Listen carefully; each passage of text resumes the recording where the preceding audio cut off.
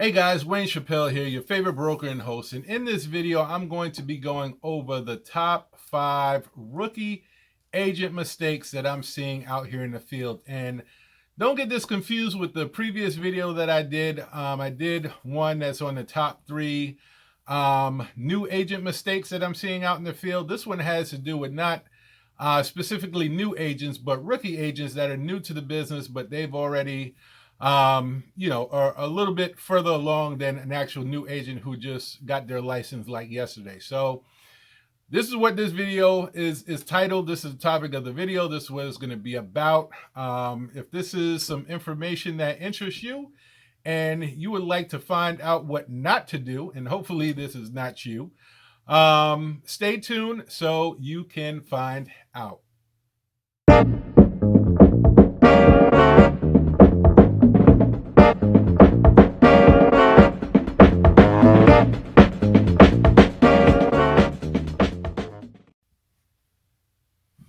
Hey, what's up guys? Wayne Chappelle here, your favorite broker and host. And in this video, I'm going to be talking about the top 5 rookie agent mistakes that I'm seeing. Now, I just did a video here recently in regards to the top 3 new agent mistakes that I'm seeing, but this is a little bit different from that video, right? I went over the top 3 of the new agent mistakes that I'm seeing out here in the field, which specifically has to do with new agents just getting licensed and coming into the real estate business.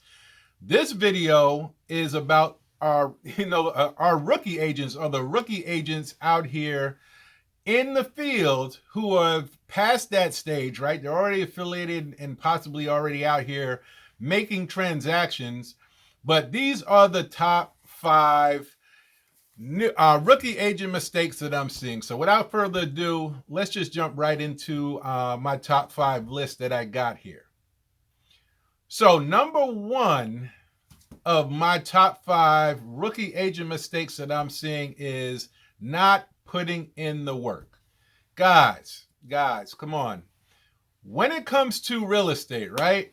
And just business in general, if you're out here as an entrepreneur, as a business owner, as a real estate, sales professional, you have to put in the work, guys. You have to put in the work. And what I mean by putting in the work is getting out here and making it happen, right? Rolling up your sleeves and making it happen. And I'm sorry to say, but a lot of agents that I'm coming in contact with, right, that are rookie agents out here, especially those who may have stumbled across 1 or 2 sales, right? They expect the business to come to them, right? The business is not going to come to you guys if you don't put in the work. What's going to happen is, by not putting in the work, your ribs are going to start touching, right? Your ribs are going to start touching because you're becoming malnourished and you're not able to eat, and provide yourself the income that you need off of this real estate profession that you chose. So number 1 is not putting in the work. And without putting in the work, there's going to be no return. And I like to use analogies, throughout my videos here on YouTube, and I use them, in my coaching and mentoring business to kind of bring a relation together. But you're kind of like the farmer, right? We have a term in real estate we call farming, right? We farm neighborhoods, we cultivate neighborhoods.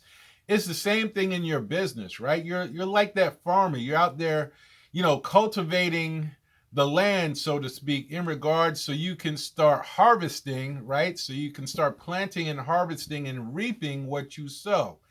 And if you're not out there cultivating, if you're not out there planting seeds and doing the necessary things, income producing activities, as we like to call it in the real estate industry, if you're not out there doing these income producing activities, AKA putting in the work, right, to make things happen for your business, guys, that's the number 1 mistake that you could do, because you need to have clients, you need to have customers in order to basically have a sustainable business, right? If you don't have that, what do you have really, right? And this goes back to what I said about providing value.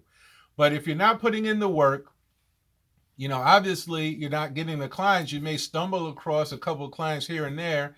a friend that wants to sell or a family member or what have you. But what are you doing to sustain that business, right? You have to be out there prospecting and putting in the work in order to make that happen. So that is mistake number one. Mistake number two that I'm seeing out here in the field with rookie agents is not facing your fear.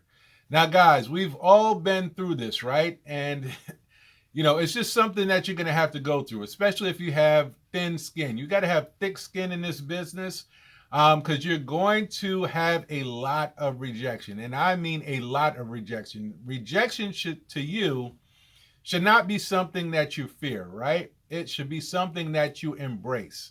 Not everybody's going to want to do business with you. Most people are not going to want to do business with you, right? Until it's a time when they need you or want you to do that business, right? But as you're out there prospecting and getting yourself out there, you're going to have a lot of rejection. You're going to have a lot of people. I farm neighborhoods, right? I've been a listing agent for many, many years. And going out there and prospecting business on my own, it's one thing to, network with people and say, hey, anybody looking to buy or sell, yada, yada, yada, all that, talk to kind of spur up some conversation. But when you're out there in the field, and for me as a listing agent, when I'm out canvassing expired listings, I'm out working with for sale by owners, or I'm just out door knocking, right? Nobody even is expecting me to show up at your house and start knocking on your door, right? I'm like Jehovah's Witness out there, right? But you're going to get a lot of rejection. You're going to have people that open the door on you, start cursing you out, calling the cops on you. I've had all kind of scenarios happen to me throughout my career. But when I first got heavily into prospecting, and what prevented me, and so I know where you guys are at this point, was the fear of rejection, right? It was the fear which kept me from reaching my full potential and keeping me from getting out there and doing what I had to do, right? So that is the second mistake that I'm seeing, is not facing your fear. Guys, you need to face that fear early. You need to face it direct, and trust me, once you face that fear and get over that fear, it's going to become second nature to you guys to go out there and prospect and do what you got to do, because you know that you're going to face rejection, and you're going to know how to deal with that rejection and overcome those rejections, right? And objections as well. So that is number two. Number three, what I'm seeing out here with rookie agents, mistakes that they're doing, is not being consistent, right? You're being inconsistent in what you're doing. And a lot of this has to do with lead follow-up, right? And guys, I can relate to you. I've been out there, and in your shoes as well. But you get out there and you're not consistent, right? For me as a listing agent, whether you're, working on the listing side or the buyer side, you're out there, trying to win over a seller, trying to win over a buyer, trying to win over a customer or client, right? And you think you're going to get that business initially, right? You just reach out to them, you meet with them, and boom, you think automatically they're going to start signing here, pressing hard, signing all kind of documents that you want them to sign so you can represent them, right? That's usually not the case, right? That's usually not the case unless you come across somebody who just has to transact right now, and they don't care who they sign with. They just need to get this done. That's their number one objective. But in reality, you're going to have to be consistent, right? You're going to have to be out there meeting with people, but also have a follow-up plan so that you can stay connected with these folks that you're meeting, right? There's nothing worse than being out there, prospecting, doing all that hard work. You're getting information. You're getting valuable information, right? You're getting phone numbers. You're getting names. You're getting emails. And you're putting those in your database and you're not using them.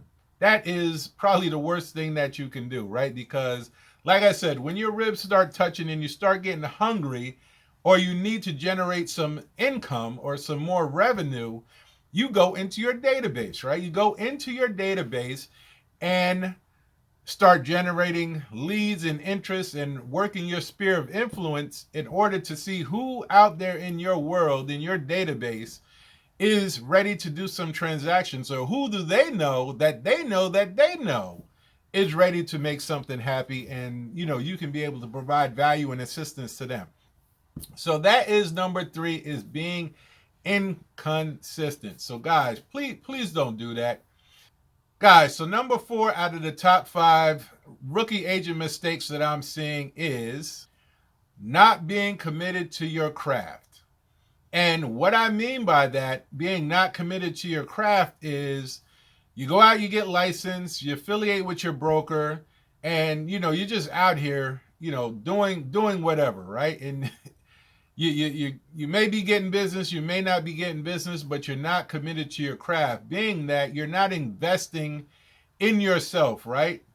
And it could be in the form of education, obviously, because that's probably the number one thing you want to do as a rookie agent. You want to learn, you want to be a sponge. You want to be able to learn everything that you can learn about this industry, especially in your first couple of years of getting into this business. And I'm a student of the game myself. I'd say I've been in here 14 years in the industry, but that's not long by any means. There's people that have been doing real estate that way trumps what I'm doing, right? They've been in the business 30 plus years or 40 years or even longer than that in some cases. And the numbers that I put up on the board are pale in comparison to what some other agents and brokers have done. But one thing for sure, out of myself and others who are successful in the business, is that we are committed to our craft, right? We're students of the game. We're constantly learning, constantly trying to apply new techniques and new things that we're learning along the way, right? And what I'm seeing with a lot of rookie agents that are coming into the business, either they just get lost in this sea, in this real estate ocean out here, and become so disorientated and so confused that they don't know what to do. Or I see the opposite side of the spectrum, where you have some rookie agents that come into the business and get a couple deals under their belt, and now they think that they know everything, right? They know how to do commercial, they know how to do residential, they know how to do industrial, and they know how to do everything. And really, they only had 1 or 2 sales on the residential side. So this is what I'm seeing, and what I encourage you guys to do, right? If you're out there making this detrimental mistake, please cease and desist, right? Please focus on your craft. Become committed to your craft. Become a student of the game. Whether you're your first year in, your first day in, your first week, your first month, or if you've been doing it, 10, 20, 30, 40 years, you should still constantly be committed to your craft and learning all that you can, be that sponge, so that you can provide value, additional value from what you know today to your clients and customers. So that is number 4. And the number 5 top rookie agent mistake that I'm seeing is not being held accountable. And guys, you could take this as a plug for what I do. You guys know that I do mentoring and coaching, and my business is mentormewayne.com is the website. But this is a critical mistake that I'm seeing new agents doing, because they're not out there, holding themselves accountable. And to hold yourself accountable is one thing, right? That's a very, very difficult thing to do. But if you don't have the means or the method to hold yourself accountable, then you need to seek externally, those resources to help you be accountable in your business, so that you can, become successful and remain successful and build a sustainable business. Now, in regards to not being held accountable, as one of the critical mistakes that I'm seeing rookie agents doing, look, guys, I threw the plug in there, mentormewayne.com, but all kidding aside, it really doesn't matter whether you're with me as your coach or with somebody else as your coach. Get an accountability partner, right? At least do that. If you don't have the funds, or you don't want to be committed to, investing in a coach for yourself at this point, at the very least, if you can't internally, right, hold yourself accountable, then externally you should be reaching out to either one of your peers that's on that same path that you're on, and you can hold each other accountable, right? Or find somebody in your brokerage, in your office, in your business that can help hold you accountable, right? Somebody that you can report to, and they can say, hey, you're slacking off, or you're doing this, or you said you were going to do this, and why is this not done, right? They're going to hold you accountable to these things that you say you're going to do, right? And these are going to be things that you come up with. It's not going to be something that they come up with. It's going to be things that you say that you want to do in your business that are milestones and goals that you need to meet, right? So this accountability partner or person, or whether it's your broker, it could be another agent in your office, or whoever it is, they're the ones that are going to look over what you said you were going to do and ask you the tough questions and say, why hasn't this been done, right? But in regards to having a mentor or coach, they're going to take that one step further. And what I do in my business is, obviously, we're going to come up with the game plan, right? And this is going to be something that you say that you want to do, right? We'll come up with the game plan together.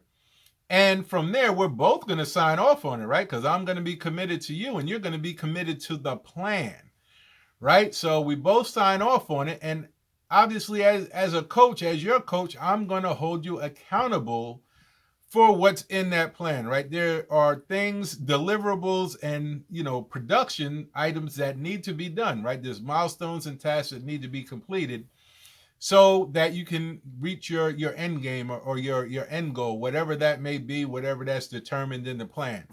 So guys, once again, here are the top 5 rookie agent mistakes. I'm just going to recap this real quick for you guys.